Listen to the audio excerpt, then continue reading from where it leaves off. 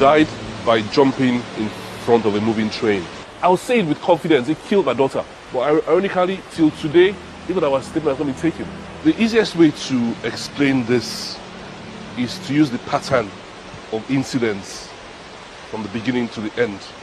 It's going to help you understand what actually happened. When he met her, even he has confirmed it himself, she was very perfect and she actually inspired him. When she showed me his picture, I've never been in agreement with him at all. I've always told my daughter, the reason why you were able to finish your university was because you didn't have a boyfriend. I know what guys do, I know how we do with girls, and I know how girls do. Don't fall in love yet, just try. You finished your degree because there was no boyfriend. Now, you have KPMG, you've got a mission, a target. Get your ACA first, and you're free, and you'll have more options. So when this guy came up and she showed me his picture, I was not happy, and she knew. But I didn't tell her directly to her face that no, otherwise she would start hiding things from me. So, but she knew I was not happy about it. That was how I got to know about him. But after meeting her, like I said, there's this pattern of incidents from the beginning to when she died. And I'm saying let's split into 3 sections. So the first part, after meeting her, she was fine. The first part are things that he did that made her vulnerable. Now, I will tell you what the examples. He met her, he didn't tell her he had an infection. The infection is a viral, it's called herpes. Because herpes is permanent, there's no cure. Once you catch it, you're a carrier. You'd have to explain to your next partner that you have it, if you're honest. So you infected her deliberately, that's like to trap her.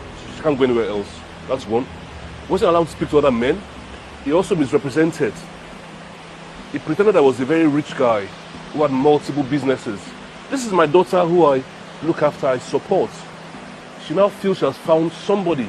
Took her to his parents in Spain. Promised to marry her. Promised to invest in her future.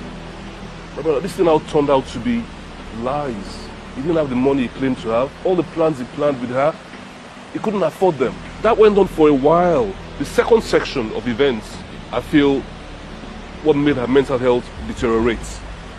So after doing all those things to the person, imagine now, all of a sudden, he starts shouting at her. There's evidence of all these things. Asking for a bank statement. Demanding for money. My daughter can never even let me see a bank statement. The evidence we have, she now started, after that event, she panicked and started doing web searches on how to take her life. We found out afterwards. The final part are things he did that actually led to her doing what she did. Because even the corona, when they want to look at this thing, they won't just look at how she died, they look at the circumstances that led to it. So the final things which he did, which I think broke the camel's back, the final straw, after shouting and demanding for her bank statements, he now went and stole her password. Broke into her phone when she was sleeping. This he has already admitted in writing. When she was sleeping, stole her information, threatened her with the information he stole by saying that he had told her friends, removed her from his house violently, and seized her passport, which she required to claim the money and all her belongings, kicked her out. So I've broken into your phone, I've stolen your information, I've threatened you, and I pushed you away.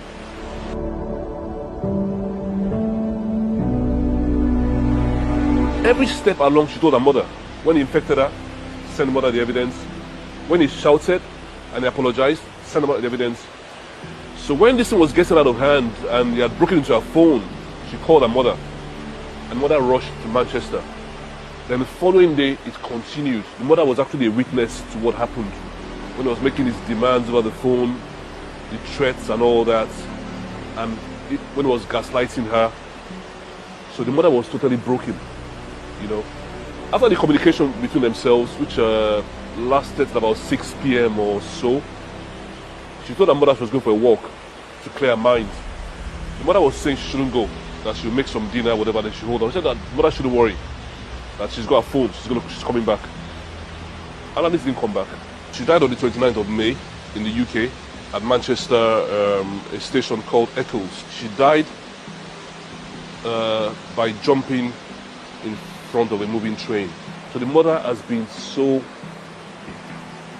broken.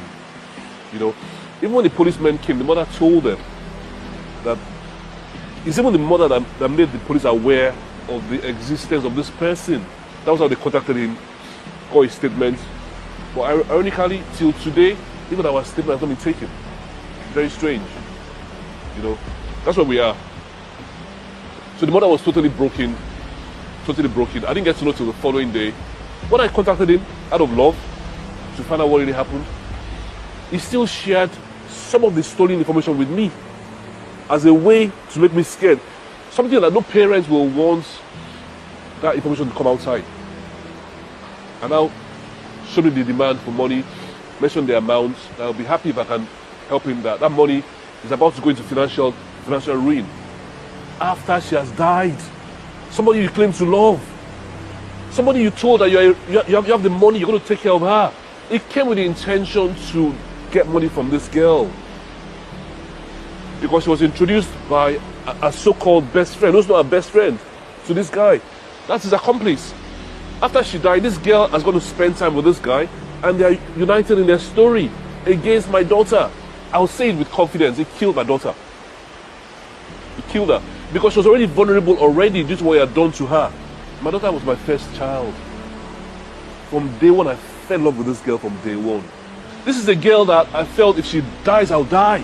Very ambitious girl.